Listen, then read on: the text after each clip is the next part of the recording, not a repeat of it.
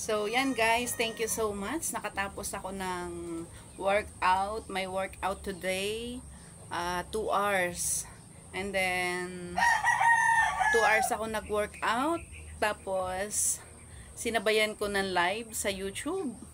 So, 'di ba? Maganda, may live na tayo.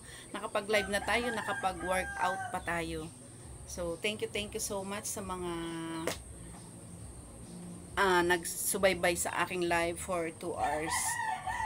So, ang sarap sa pakiramdam guys. Ito napapawisan tayo everyday. Bali, 2 days ko pa lang tong ginagawa ng mag-workout sa bahay. Then, sinabayan ko ng live sa YouTube. Ang sarap sa pakiramdam guys na nakapag-workout tayo. Ngayon, bali, nito lang mag-live ako sa YouTube na nagwo-workout. Tumagal yung workout ko ng ganitong 2 hours. Pero nung hindi pa ako nagla-live, ano lang, maabot lang ako ng 1 hour. 1 hour lang ako. So, maganda. Naka-live na tayo, nakapag-workout. Nakapag-workout pa tayo, nakapagpapawis pa tayo, o diba?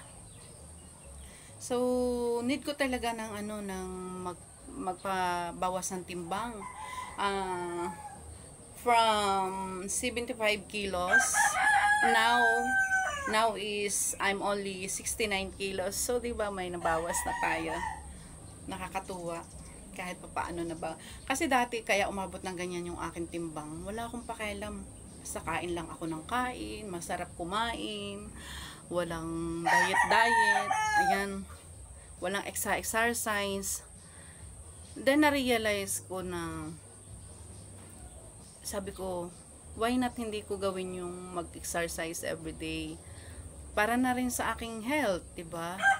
Kasi ako, hindi nyo maitatanong, high blood ako nung ipanganak ko yung aking panganay. Since ipanganak ko yung panganay ko, high blood na ako hanggang sa bunso ko. So, I'll take maintenance sa bata ko pa noon nung nanganak ako sa panganay ko. So, nanganak ako sa panganay ko is I'm 33 years old. Ayan, 33 years old. Kaya yan, at sana hoping na mawala din yung aking maintenance na tinitake para naman 'di ba? Mas maganda yung wala tayong tinitake na maintenance. And this coming December 24, I'm 50 years old. So, golden na tayo. Golden, diba? Golden. So, maganda yon para maging healthy tayo. Kaya, everyday ginagawa ko ang workout everyday at home. So, yung pawisan tayo, malaking bagay na yun. And then, syempre, samahan na rin natin ng discipline sa ating sarili, sa mga pagkain. Kainin natin yung mga alam natin na hindi siya mataas ang calories, katulad ng rice. So kung dati ako kumakain ako ng rice na sa plato, talaga ang dami. Ngayon unti-unti ko siyang naaalis, unti-unti ko siyang nababawasan. Yan. So far, so good. Okay naman.